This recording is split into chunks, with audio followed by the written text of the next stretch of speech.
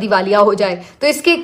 کئی مقاصد ہو سکتے ہیں، اور عام طور پر یہ جب سٹیج آتی ہے تو اس سے پہلے جتنے بھی آپ کے اثاثے ہوتے ہیں وہ آپ عام طور پر دوسرے لوگوں کے نام منتقل کر دیتے ہیں، کیونکہ اگر ادروائز آپ نے جیسے اگر بینک سے کچھ پیسے لیے ہیں اور وہ واپس نہیں آپ کر سکے اور اس کے بدلے میں کوئی اثاثے ہیں آپ کے نام پر جو کہ بیچ کر آپ وہ بینک کا قرض واپس کر سکتے ہیں، تو اس صورت میں تو وہ اثاثے جو ہیں وہ ضبط ہو سکتے ہیں. تو اس سے پہلے ہی آپ یہ تمام اثاثے جو ہیں دوسرے لوگوں کے نام عام طور پر منتقل کر دیتے ہیں تاکہ آپ کے نام پر کچھ ہو ہی نہ تو وہ کیسے اپنے پیسے جو ہیں وہ بینک جو ہے واپس لے سکتا ہے. اس کے علاوہ ٹیکس ایویژن میں بھی یہی ہوتا ہے کہ آپ یہ شو کرتے ہیں کہ کاروبار میں بے تحاشا نقصان ہوا ہے اور